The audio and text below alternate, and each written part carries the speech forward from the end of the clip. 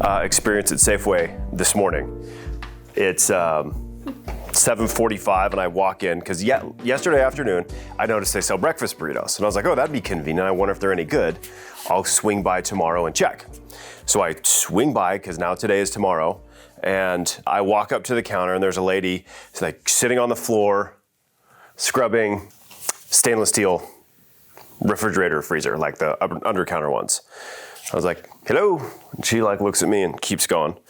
And then there's a gal stocking, there's like a little round refrigerated thing with like specialty cheeses and stuff.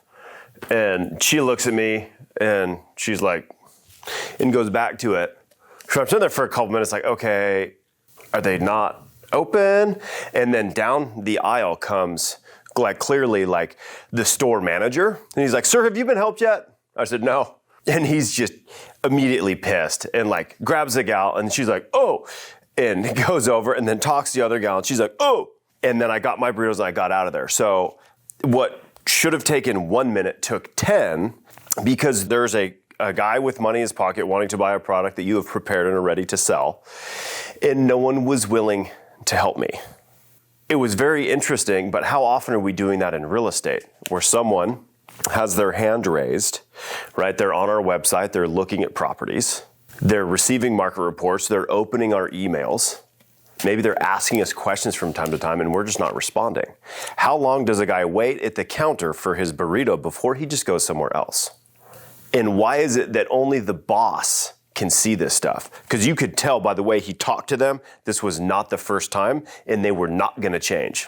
But why do you think that is? Because people don't view their jobs as something that they have ownership in. They're there to collect a paycheck or just do the minimum and get paid rather than treat the business like their own. Okay, so you said they're doing the bare minimum. Kat said they're doing the bare minimum. I think it could be a disconnect from the mission of your company and or not understanding your role. Yeah, I think that's fair. So how do we make sure that doesn't happen here? If it happens in one place, it happens in every place, right? We're all connected.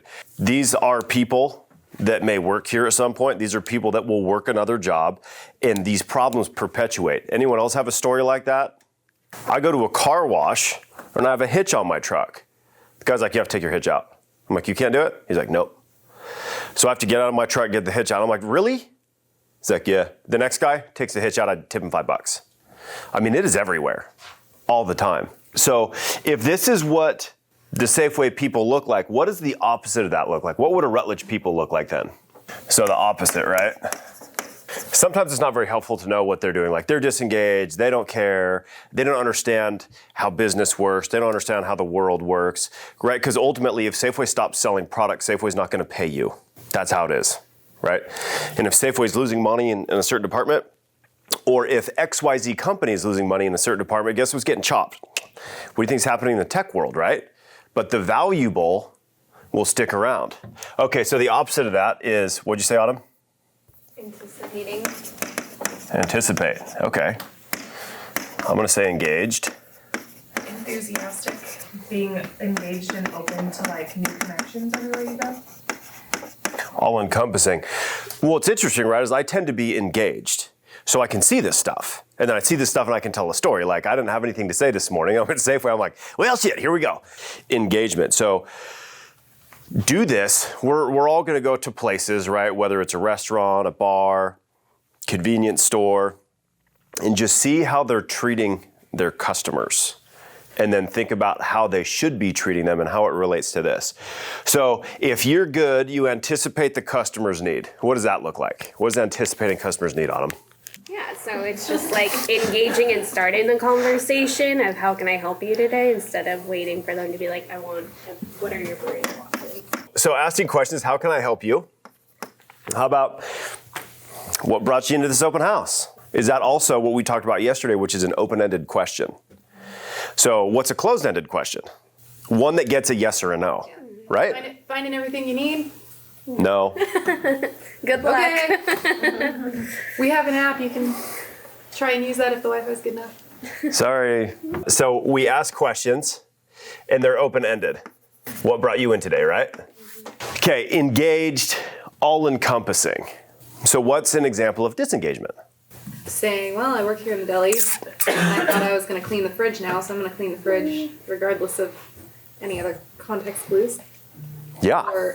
Or I'm going to go into my brevity and I'm gonna pull an auto filter for all the people that fit these criteria because I said I was going to dial today, and it only turned up 3 results, so I guess I'm only calling 3 people instead of being like, oh, I'll adjust the criteria so I have my 25 and I can get my dials in.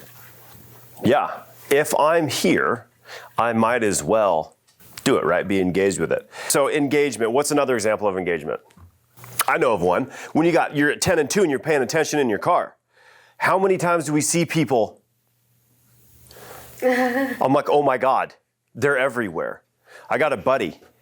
Every time I see him driving, he wears hats too. And he's like, it's all he can see is maybe his speedometer in his phone. And I'll call him like, dude, get off your phone.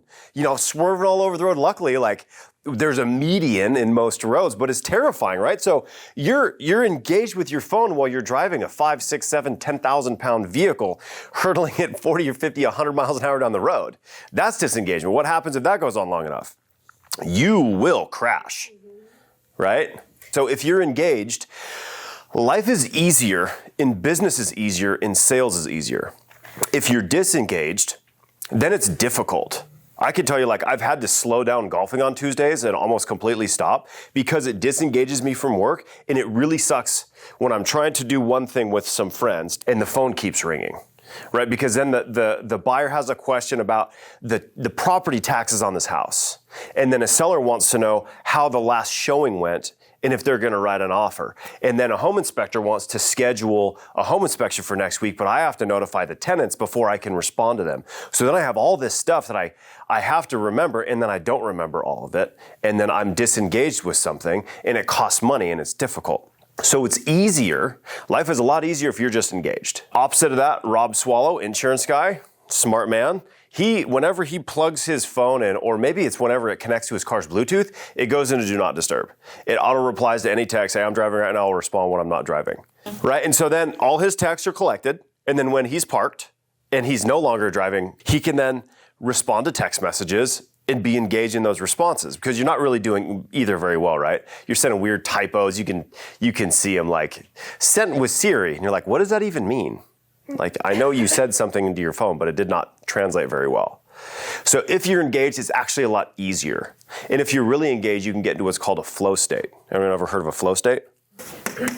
So if you can get into a flow state, you're actually 5 times more productive. Aaron caught me in a flow state yesterday. We don't do a ton in Ashland, and so I always make sure I'm not missing anything because it's very niche-y. So a good friend of mine wants to sell their house. I'm competing with 2 other agents on it, and he just told me straight up. Did the pre-qualification thing. He's like, yeah, my mother-in-law's best friend and the person that helped us buy it. I'm like, oh, great.